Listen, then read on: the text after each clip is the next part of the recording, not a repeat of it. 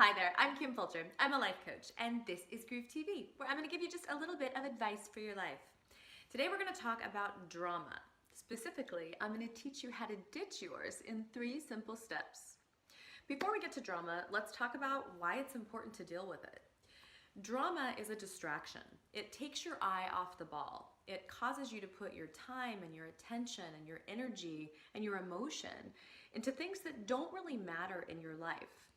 Drama is cheap, it's surface level and petty, and you are better than that.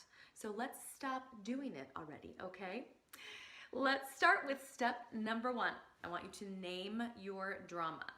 We are not going to play the shame game here. Everyone has some level of drama in their life unless they have made a determination and a practice of not having drama in their life.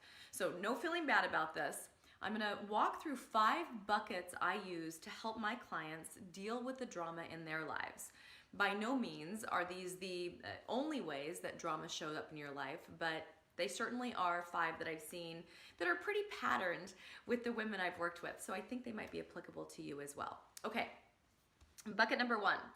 We're talking about chaos. So with chaos, you haven't handled your business. And so you're always working with some kind of a deadline or urgency because that business of yours always shows up to get handled, doesn't it? The second bucket is that of poor boundaries. And with poor boundaries, either you've become the person everyone goes to with their problem, so you're always dealing with the problem, or you say yes when you mean no, and so you're always doing something you don't want to be doing. In the third bucket, we have lack of direction. And with lack of direction, it means that you haven't put a stake in the ground. You haven't set any goals or established a vision for your life. You're not going for anything, and so you're easily distracted by everything.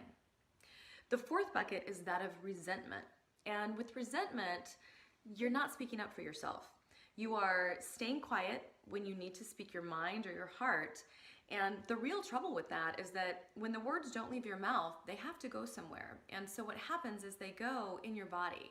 And this means that you are heavy with emotional anger and frustration, likely obsessing about that anger and frustration, and probably really difficult to be around. Resentment feels terrible, and you have to address it if you're harboring it in your life. The fifth and final bucket is that of a need for attention. So if you've learned in some way that you get attention when you have a problem, it's a pretty good bet that you have a lot of problems because everyone likes attention. Okay, now I want you to identify which bucket or buckets you happen to be doing drama in. And we want to name it so that we can take your power back and clean it up, which we're going to start doing in step number 2. So in step number 2, I want you to map your pattern. And here, what we're looking at is that drama shows up in your life in a patterned way. There is a bait. What bait are you rising to? And there is a bite. Where do you decide that you're gonna bite on that bait instead of just seeing it, right? I want you to understand how in real world terms drama is playing out around you, and more important than that, what part you're playing, because you do have a choice about whether or not you bite once bait is presented to you. Okay, step number 3, home stretch.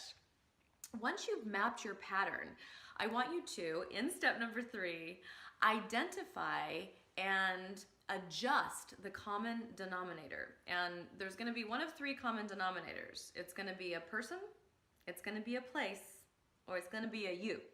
And I'm only being a little bit facetious because I want to make sure that you understand that even though it doesn't feel good to own your stuff as it relates to the problems you're creating in your life, once you're willing to do it, you completely give yourself power back to make a change. And so I want you to be willing to do that. So let's talk a little bit now about people and places.